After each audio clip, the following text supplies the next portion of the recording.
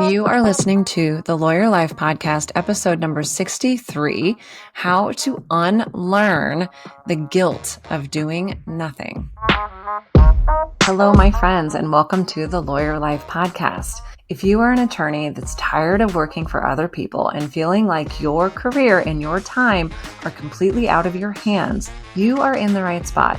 I am Autumn Noble. I'm a practicing attorney as well as a life and career coach for lawyers. I have coached hundreds of women all over the world to transform their practice into something that resonates deeply with who they are and who they want to be. I help my clients reclaim their power and establish their own space in the legal industry. We all know that women are leaving the legal industry at a rate that is much higher than our male counterparts, and I am here to reverse that trend. Whether you are looking to accelerate your success, make some minor adjustments in your practice, or leave law in whole or in part, I am here to help you do just that and learn from all of my experiences doing the same and supporting hundreds of women on their own unique journeys. I am so glad that you're here.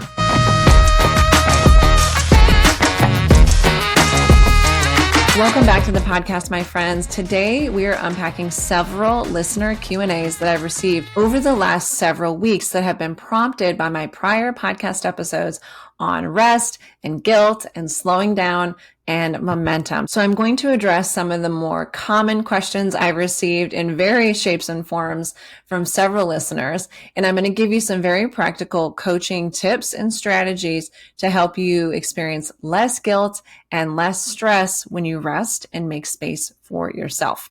So let's go ahead and dive in. This first listener question is one that I hear all of the time in different forms. Why does it feel so uncomfortable for me to rest? I know I need it, I want it, but every time I slow down, I either feel guilty or like I've lost my edge.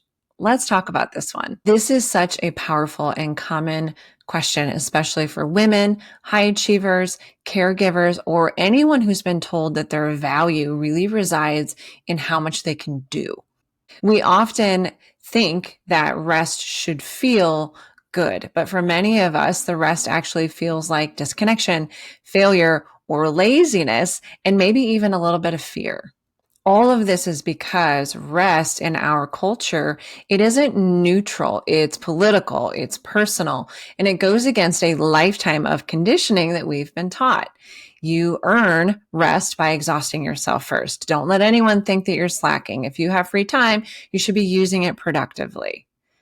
All of those things have been ingrained in us over the years, and we've all been told them in some format over the course of our lives. And we've ingrained this idea that resting should trigger a judgment from those around us, but most notably from ourselves. So when you sit down to rest, your body might physically slow down, but your nervous system is still on alert.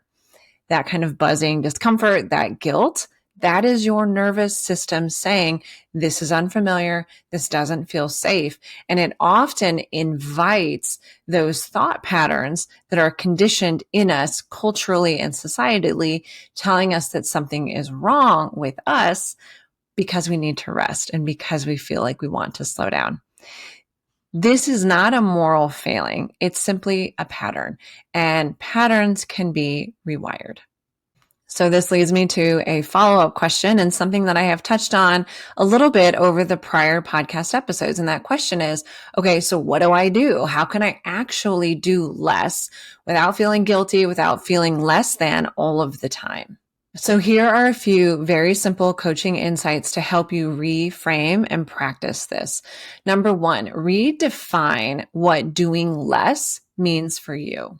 Doing less doesn't mean that you're lazy or you're checked out or that you can't hack it. It means that you're choosing your energy intentionally. You're pausing, you're protecting your capacity and ability to keep going.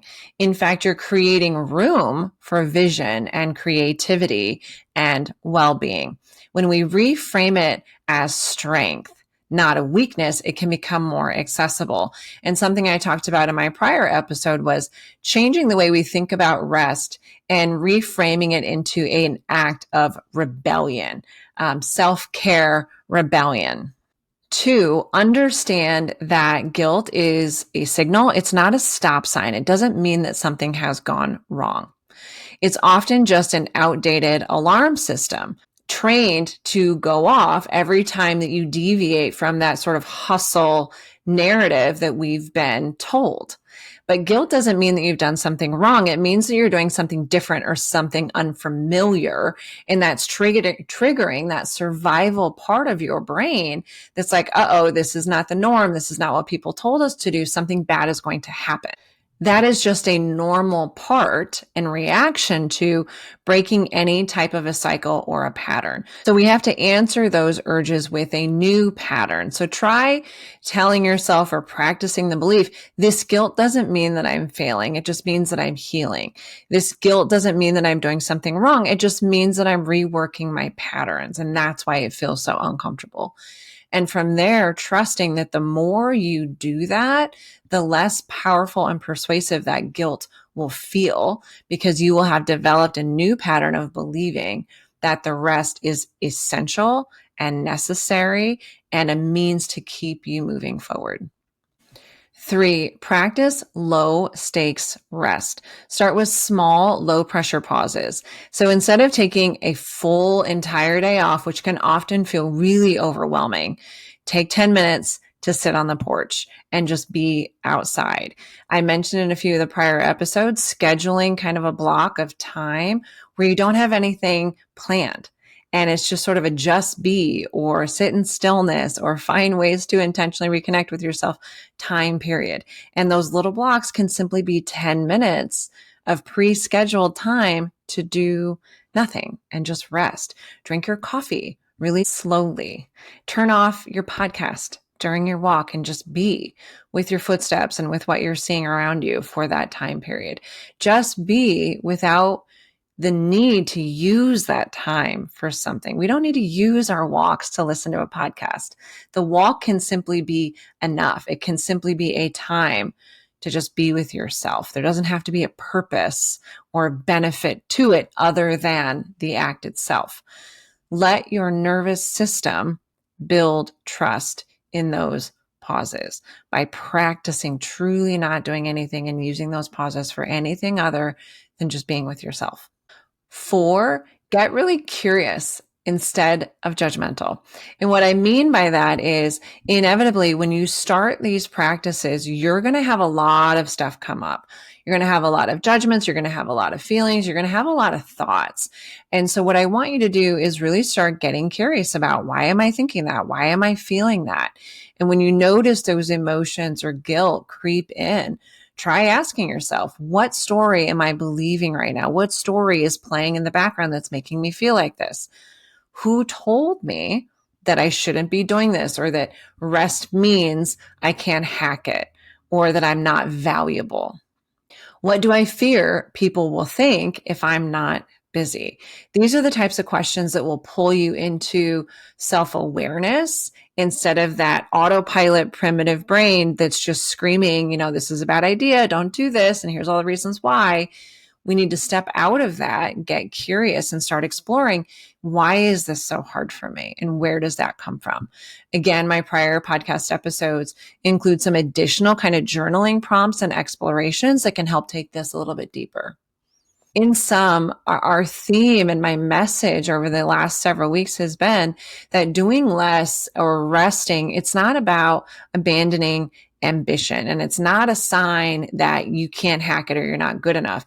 It's truly about making space to become more connected with what actually matters and creating the intentional safety to enjoy it and check in.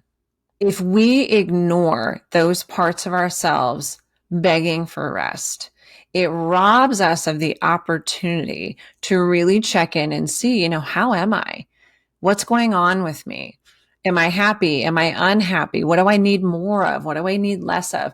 When we don't slow down and make time for that, we end up just continually and repeatedly sprinting at brick walls, falling apart, burning out, recouping from that, and doing it again. That is not rest. That's recovery. And so what I'm advocating for is periodic rest along this sprint so that you continually check in with yourself and ask, where am I going? How am I doing? What do I want? And what that means is taking space with no purpose other than to simply be with yourself and see what comes up. You are not less than when you rest, and it's not an indication that you can't hack it and you're not as good as everybody else. It means that you're making a more intentional investment in your long-term success and capacity. You're a human, you're healing, and you are rewriting the rules. This idea of periodic rest and breaks is a rebellious act that I promise you will pay off greater dividends than joining the herd and sprinting at those brick walls and repeatedly burning out because you're believing that you have to work just as hard, if not harder, than everybody else. If today's questions or topics over the last several episodes sparked anything in you, if you've got your own questions about guilt or boundaries or rest, please send me a message. I love hearing from you. You can send your emails and questions to autumn@thelawyerlifecollective.com. Your question could possibly be something that will appear in one of the later episodes. It could be something that someone else is wondering and needs to hear. So please don't hesitate to reach out with those questions. And again, if we haven't met yet, don't hesitate to reach out and schedule a free coaching consultation.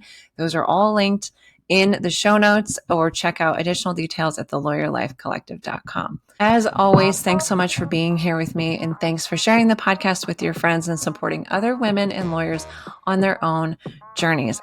I hope that you are enjoying your summer and finding ways to make space for yourself during this beautiful time. Until next time, my friends.